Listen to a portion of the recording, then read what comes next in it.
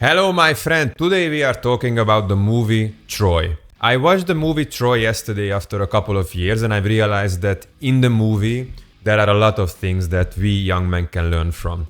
So now I've collected 4 traits of 2 characters, Hector and Achilles. We are going to go through these 4 traits. These are the traits that are missing from young men today. When I say young man, I mean myself as well. I'm no perfect. This episode for me is also reflection. I want to be better, I want to be stronger, so I want to have these 4 traits. If you haven't seen the movie, Troy is played in the ancient Greece times. The Greek army, the unified Greek army, tries to invade the city of Troy. Achilles is the greatest warrior in the Greek army. Hector is the prince of Troy and also the leader of the Troy army. He is the son of the king. These will be the 2 main characters we are going to compare. Let's start with the first trait, and this is taking risks. When I think of young men today, we have comfortable jobs. We are even too afraid to approach a girl on the street. We don't take any risks. It's better to stay comfortable and stay safe today. We are so afraid of any sort of confrontation and any sort of new things. Hector is the leader of the Trojan army. He fights at the front lines. He shows to his men that yes, I'm leading this army. I'm not lagging behind. I am right here with you. He's shouting. He's motivating his men, and he rides to battle, and he's the first man riding to battle. When the Trojans have their first victory against the Greeks and they successfully push them back, the council of the king gathers together.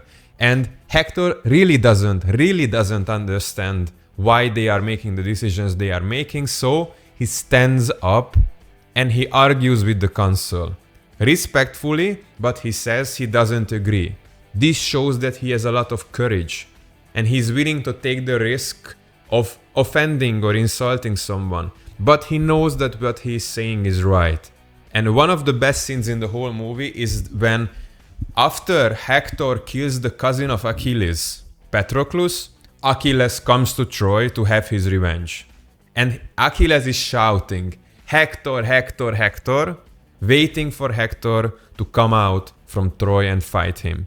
Hector knows that Achilles is a much better fighter than him, yet he takes the risks. He risks his life to go and fight Achilles because he knows this is right.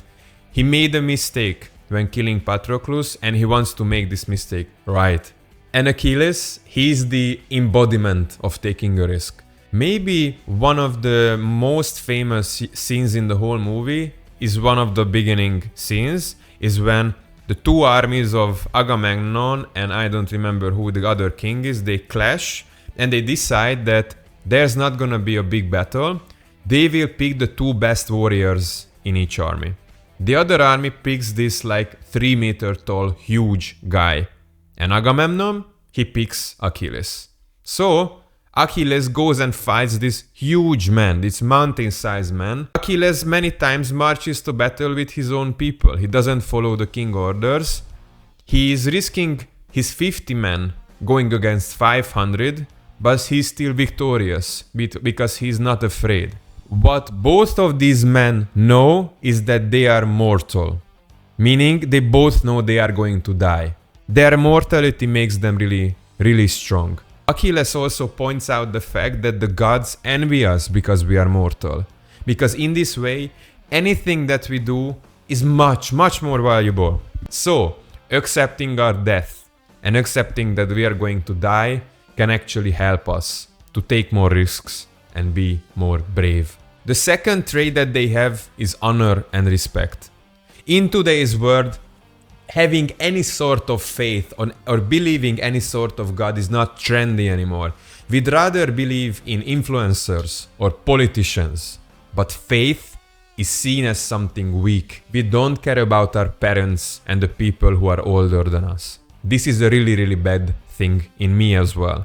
In the past, I have disrespected my parents many times, and I now know that this was a really bad thing on my part, because this is not a trait of a strong man. Men today only think about themselves, only me, what do I want? This whole ego, me.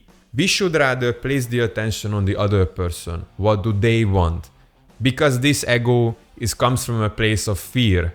And men today lie. Men are not honest. Men don't have virtue. It's easier to hide away from any sort of confrontation with a lie.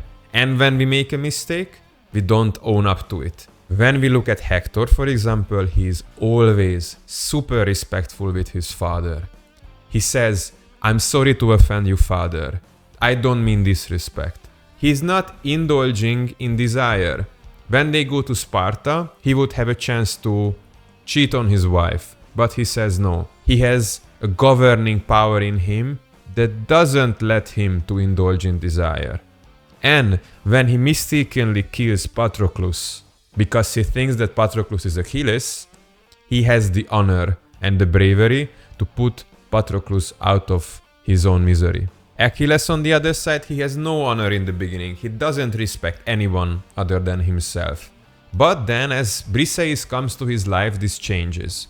A big moment of his transformation is when the king of Troy comes to ask for the body of Hector. Because Achilles kills Hector in a battle and he takes his body away. The king comes, risking his life, to ask for the body of his son.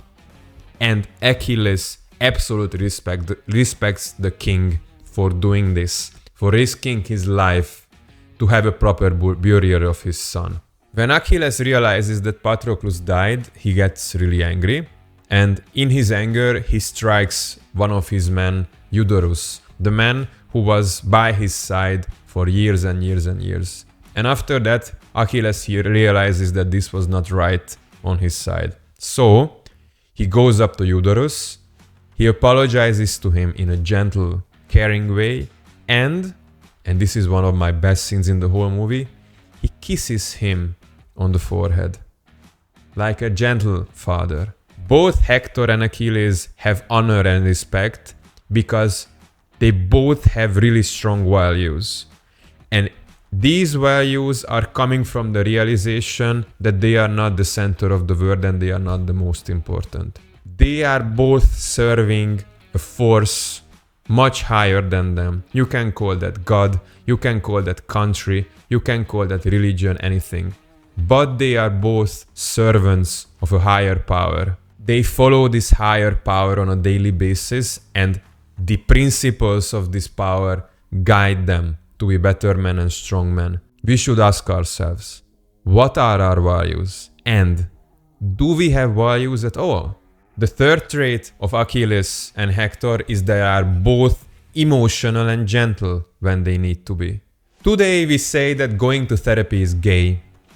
Only weak men open up and talk about their emotions. We don't really open up. But a true brave man faces his emotions and doesn't hide away from them. Hector and Achilles both know this perfectly well. There is this scene where after Hector kills Patroclus, he's deeply shaken about the fact that he just killed a young boy. Because Patroclus is not even a man. He's like 15, 16 years old. He goes home to his wife and he talks about it. And he opens up to his wife and he's not afraid that the wife will think less of him.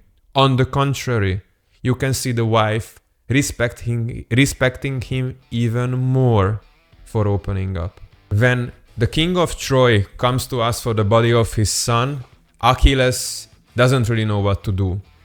He has this grudge deep inside that Hector killed Patroclus, but he really respects the old man for coming and risking his life.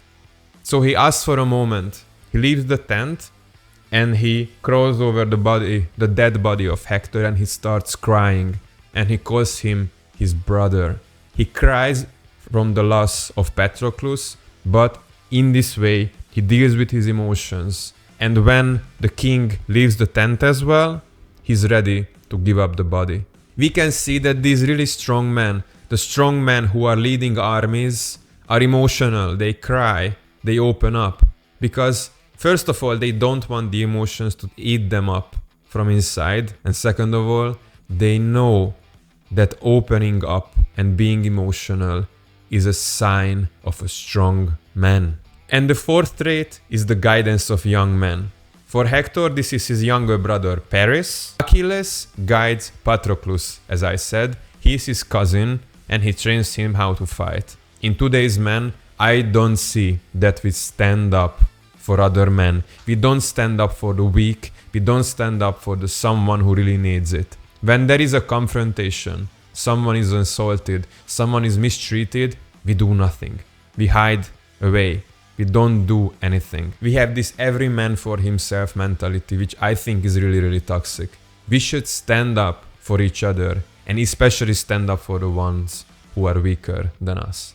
When we first see that Paris goes up to the bedroom of Helen of then Sparta and then Helen of Troy, Hector says that this is not the best thing to do and he warns him in a really gentle way. But after that, when he realized this, that Paris actually kidnapped Helen from Sparta, he shouts at him. He almost hits him. He calls him out because Paris says that he's willing to die for Helen. He's willing to kill for Helen. And Hector says that, what do you know about killing? What do you know about dying? You don't know anything. You have never killed a man in your whole life. I have killed men. There is nothing noble in it. And if you look at Achilles, he trains Patroclus to be the best fighter because Achilles is the best fighter. He knows how to teach Patroclus. He also protects him because the first time they go to war to Troy, Patroclus really wants to go into battle. And Achilles says no, because he knows he's not ready. Patroclus fights back. He says that I really want to go to battle, but Achilles still says no, and he says to go back at the end of the ship. Patroclus hates him for it, but he knows deep inside that Achilles is right. And I love the scene when Patroclus comes into Achilles' tent and he starts talking about this naive vision of his, of this noble battle that they are fighting. And Achilles says to him in a really harsh way to grow up and to wake up and to see that he's fighting a never-ending battle. The common thing between Hector and Achilles when it comes to guiding young men is they are both doing this gentle yet harsh way of treating the younger men. When there is needed, they care to open up, they care to be soft, but when harshness and truth is required, they are not afraid to do that as well. So what is the conclusion? What can we learn from Troy and how can we be better and stronger men in the future? First, we have to take risks. We have to realize that we are going to die. So we have to do the things now and we don't have to be afraid. You want to ask for a raise or a promotion? Do it. You want to talk to that pretty girl on the street? Do it. You want to do something, you want to start your business, start a hobby? Do it. Take a risk. And don't be afraid of rejection. Rejection and failure is good because that is what makes you stronger. Be honest and respectful. You don't have to be religious, you don't have to believe in God, but just believe in something. Have faith, because faith gives our life purpose. If you are wrong, own up to it. Say that you are wrong. This shows that you are a good and big man. Don't be afraid also to open up and be emotional. This is not a sign of weakness. On the contrary, this is a sign of a strong man. Don't hide away from your emotions, face them. Go to therapy, talk about your emotions to your friends, girlfriends, parents, and arm up and guide other men, especially younger and weaker men than you. Don't bully, don't prey on the weak, guide them, and be the leader that you are meant to be. Thank you for listening to this episode. I hope I inspired you. This movie, Troy, inspired me greatly to be a better man. So I am starting on my journey. Come with me. If you want some help, you can check out my fat loss free guide, my meditation free guide, and my journaling free guide in the description. If you have any questions or comments, just let me know and see you in the next episode. Ciao.